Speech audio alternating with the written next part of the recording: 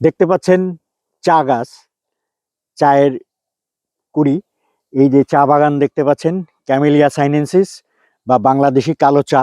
সাধারণত এই যে এই কুড়ি, দুটি পাতা একটি কুড়ি, এই যে পাতা কুড়ি, এইভাবেই এই চা গাছগুলো সংগ্রহ করা হয়।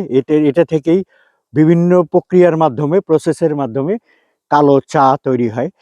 এই ক্যামেলিয়া সাইনেনসিস এই গাছ থেকেই আমরা কালো চা, যেটি খেলে আমাদের মন প্রফুল্ল হয়ে যায়, শরীর চাঙ্গা হয়ে যায়, সেটি হচ্ছে এই কালো চা।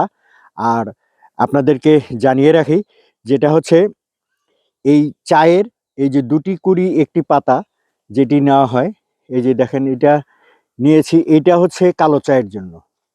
এই দুটি পাতা একটি কুড়ি যদি এইভাবে ধরি বা আরেকটু যদি নেই, Mr. Noodles, amazing taste. এই যে দেখতে পাচ্ছেন, এই যে দুটি পাতা একটি কুড়ি, হ্যাঁ, এটি দিয়ে কালো চা তৈরি হয়। এটি দিয়ে কালো চা তৈরি হয়, এই দুটি পাতা একটি কুড়ি। আর আমি যদি ধরেন এটাও ফেলে দেই বা এটাও ফেলে দেই, এরপরে এই নিচের আগাটাও ফেলে দেই, এরপরে এই এই যে যে কুড়িটা থাকবে এটি দিয়েই হয় গ্রিন টি। এটি গ্রিন টি। আর এই দুটি পাতা এই অবস্থায় কালো চা।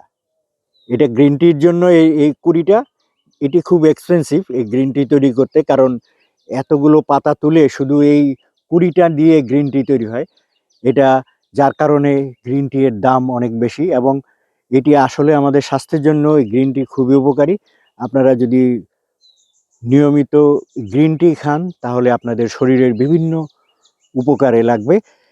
আর কালো চায়ের উপকারিতা অপকারিতা সবই আছে। যাই হোক, আপনাদেরকে বোঝানোর চেষ্টা করলাম যে কোনটি দিয়ে কালো চা তৈরি হয় আর কোনটি দিয়ে গ্রিন টি তৈরি হয়। এটি এটি চা বাগান, এই চা গাছ দেখতে পাচ্ছেন, ক্যামেলিয়া সাইনেনসিস এর বিজ্ঞান ভিত্তিক নাম। ধন্যবাদ সবাইকে।